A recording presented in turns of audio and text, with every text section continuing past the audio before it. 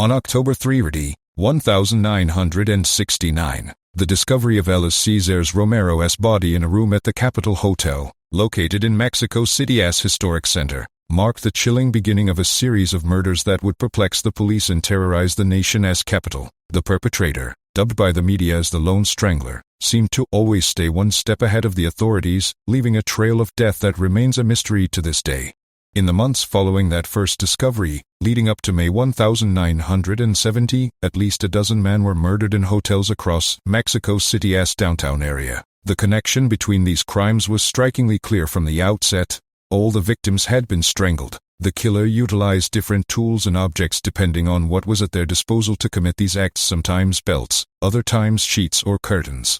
In each case, the victims had been seen entering the hotel rooms with the presumed killer before being found lifeless. The less-known murder occurred on May 5, 1970. The victim was Benedicto Basilio Mina, a lieutenant colonel, who was killed under very similar circumstances to the other victims. In this instance, the criminal used a girdle to asphyxiate him. After committing this crime, they fled the scene, and then nothing more was heard of them. No similar crimes were reported afterward. Thanks to witness testimonies, the police managed to construct a basic profile of the Lone Strangler. He was believed to be a tall man, dark-skinned, with long hair and a sharp nose, aged between 25 and 28 at the time. Some said he was also known by the name Alonso or Antonio Parra, but these could have been aliases. It was also rumored that he worked as a sex worker in the historic center of the city.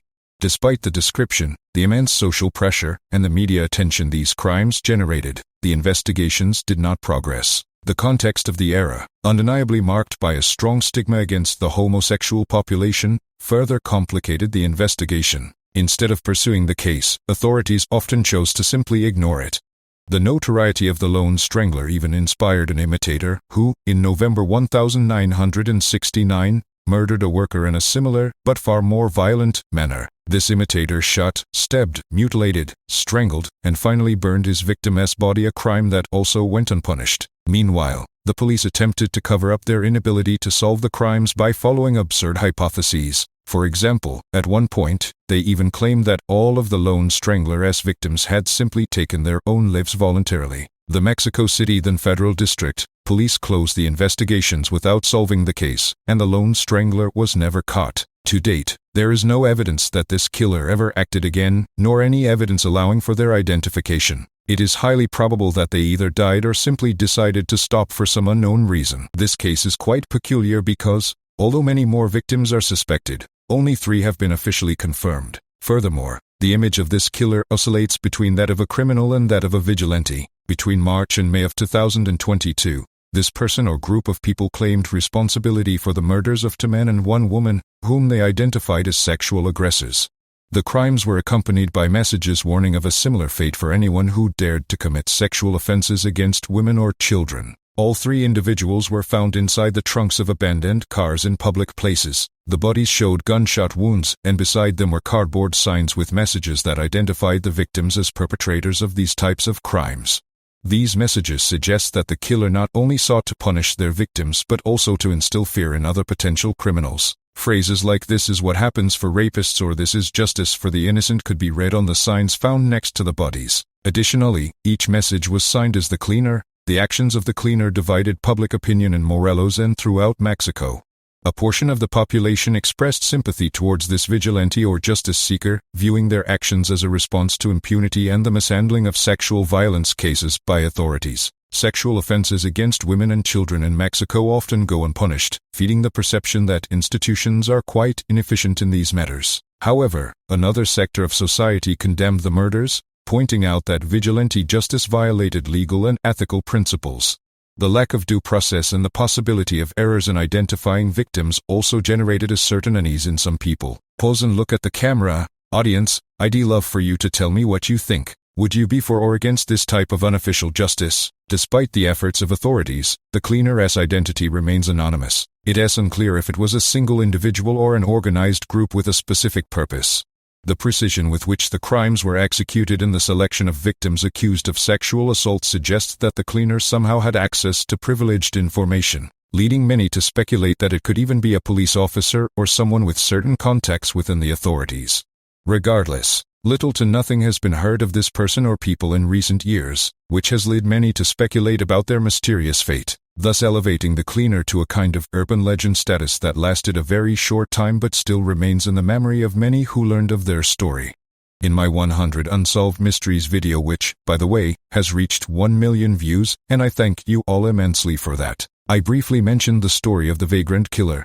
I saw that many of you showed interest in this case, which gave me the idea to make this video in the first place. So, here I'll tell you its story in a bit more detail. The vagrant killer is the nickname given to a serial killer who was active in Guadalajara in the late 1980s.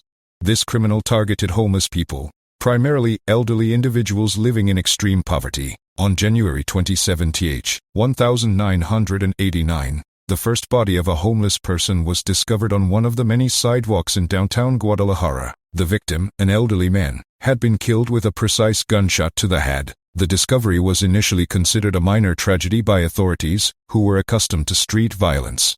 However, just 2 weeks later, a second victim appeared under very similar conditions, a homeless elder also killed by a gunshot to the head. As more bodies were found in the same condition, it became clear that these crimes were not isolated incidents. By March of that same year, authorities and the press recognized that Guadalajara was facing a serial killer.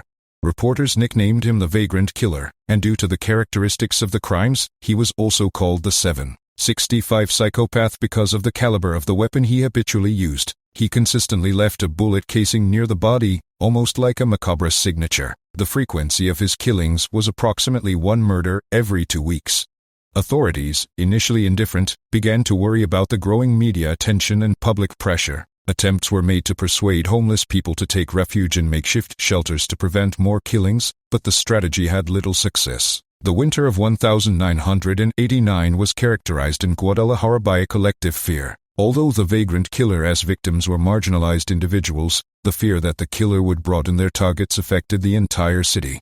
People avoided going out at night, and the streets emptied completely at early hours. The press amplified the panic, highlighting the macabre details of the crimes and the police's inability to stop the killer.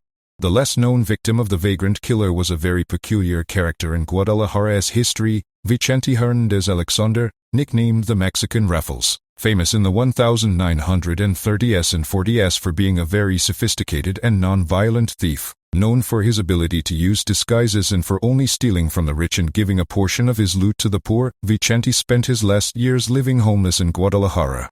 At 89, he was found dead with a gunshot to the head, thus becoming the vagrant killer's final victim. His body was found next to his distinctive leather briefcase, which was his only possession. Apparently, the killer found him sleeping in an alley and, probably without knowing whom he was killing, added him to his macabre list. After months of crimes and media pressure, authorities arrested a man named Osvaldo Ramirez, identified as the alleged vagrant killer.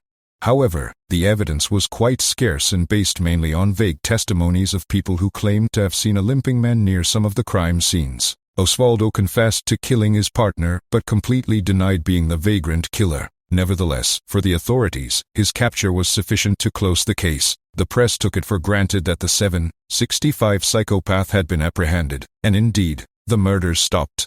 Years later, it was questioned whether Osvaldo Ramirez was truly the killer. Many believed that the real vagrant killer simply took advantage of the opportunity and decided to stop killing at that moment to avoid ever being captured. The case left an indelible mark on Guadalajara's history, and it could never be proven whether Osvaldo Ramirez was truly the killer or not, although it is highly probable that he was simply a scapegoat used by authorities to stop media pressure and close the case as soon as possible.